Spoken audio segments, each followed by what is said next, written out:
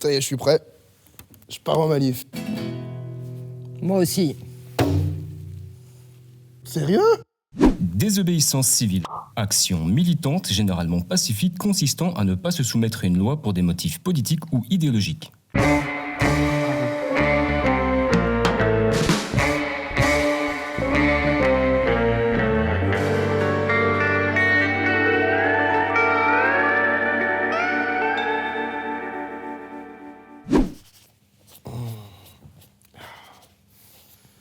Aïe.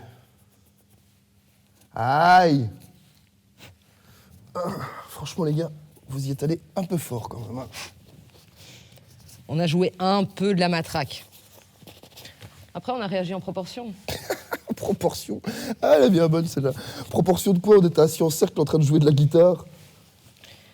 Je te rappelle, pour info, la manif n'était pas autorisée. Puis on vous a prévenu, je pense, 3 fois avant de charger. La manif n'était pas autorisée. À un moment, il faut arrêter d'attendre l'autorisation pour des sujets aussi graves que le climat. Enfin, tu vois, je veux bien, mais le GIEC, il avertit depuis 30 ans au moins, et vous devrez se contenter de 2 degrés. C'est une blague. Comme Rosa Parks, dans son bus, on a dû vraiment la prendre pour une dingue, quoi. Ah, quand tu vois les répercussions que ça a eu à l'heure actuelle, c'est fou. Non? Tout pareil que toi. Alors la désobéissance civile, c'est un outil de contestation démocratique qui s'inscrit dans une longue tradition. Ça remonte vraiment très très loin.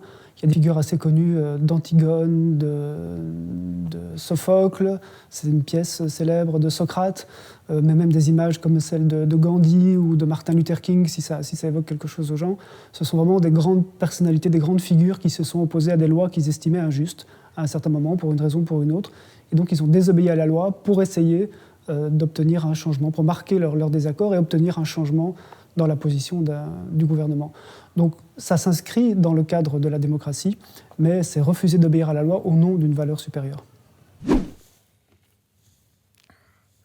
Ok Google, s'engager près de chez soi. La défense recrute. Bah voilà, on rejoint la bonne équipe. Ah non, pas du tout ce genre d'engagement, tu vois. Un engagement plus citoyen, plus vert, là, tu vois, green, you know. Tu vois ce que je veux dire? Tu devrais penser à t'engager comme moussaillon sur un bateau pirate. Ça va te permettre de sauver la barrière de corail, les petits poissons, tout ça. Ouais, enfin, un truc plus local quand même, tu vois. Et puis j'ai un peu le mal de mer, donc... Tu t'engages dans une ZAD. Tu construis ta petite cabane. Et après ça, tu vas pouvoir aller crapahuter dans les marais, sauver les grenouilles, les petites fleurs. Ça, c'est bon, ça. Ouais, je t'imagine bien en train d'hurler des slogans débiles. Moins de poteaux, plus de crapauds, plus de marrons, moins de béton. Et grand. Oui. Je les connais, hein. Oh, Ok.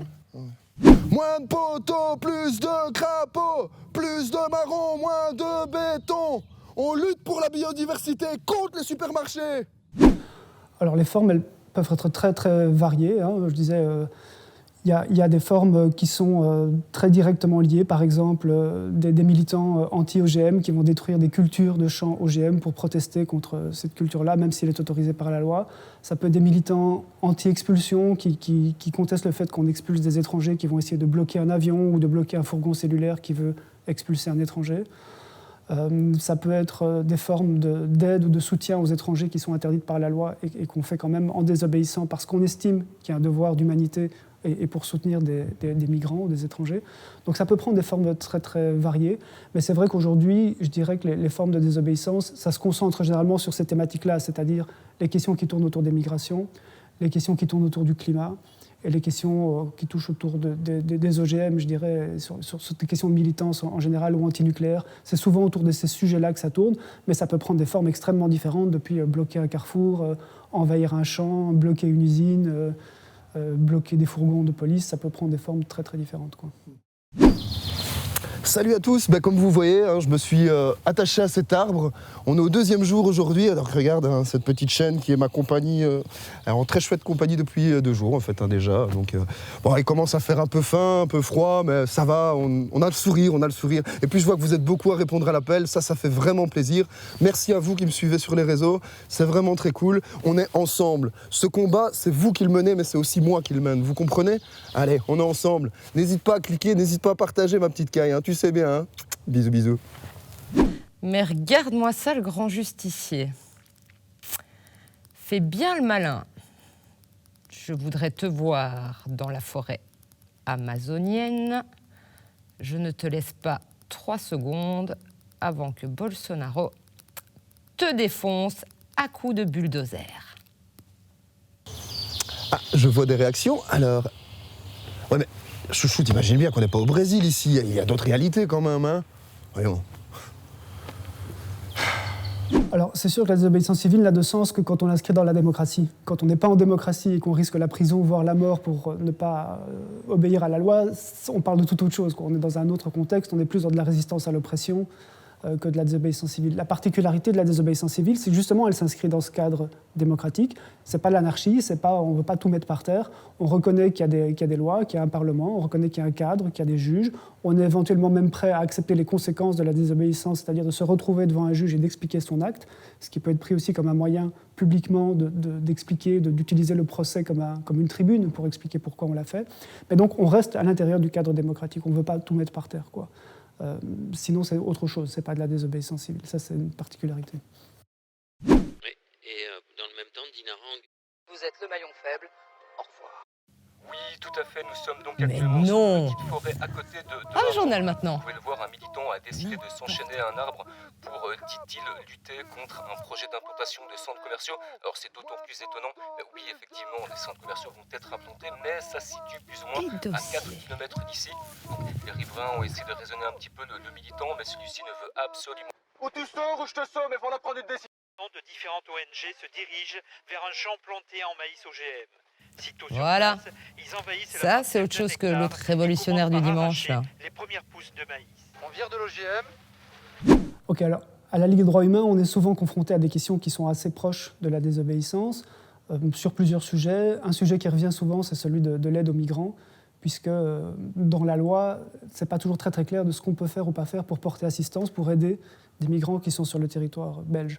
En fait, la loi part du principe que le fait d'être sans papier en Belgique, c'est un délit. Et donc, si vous aidez quelqu'un aujourd'hui qui est sans papier, c'est un délit, sauf si vous le faites à titre, dit la loi, principalement humanitaire. Alors, ça veut tout dire et rien dire, parce que si vous simplement vous donnez un peu d'eau ou à manger à quelqu'un, on peut dire que c'est à titre purement humanitaire, mais dans d'autres situations, si vous louez par exemple un appartement ou une chambre à quelqu'un qui est sans papier, est-ce qu'on est encore dans l'humanitaire ou est-ce qu'on est dans autre chose? Donc il y a des zones de flou qui sont assez importantes. Et donc il y a quand même pas mal de gens qui soutiennent les migrants et qui revendiquent ce soutien aux migrants, quitte à violer la loi, en disant voilà, moi je pense que je ne viole pas la loi, mais même si je la viole, j'assume de la violer parce que je trouve que humainement, je peux aider des gens qui sont dans le besoin fondamentalement, indépendamment de leur situation de séjour et indépendamment de ce qu'ils vont faire plus tard, d'où ils viennent, de qui ils sont. Ils sont là aujourd'hui, ils n'ont rien fait d'autre que simplement pas avoir les bons papiers, et donc je suis prêt à les aider. Donc voilà, nous, on ne pratique pas la désobéissance civile en tant que telle, en tant qu'organisation, mais on peut très bien être amené à soutenir la cause de personnes qui le font, parce qu'on estime que leur cause est juste.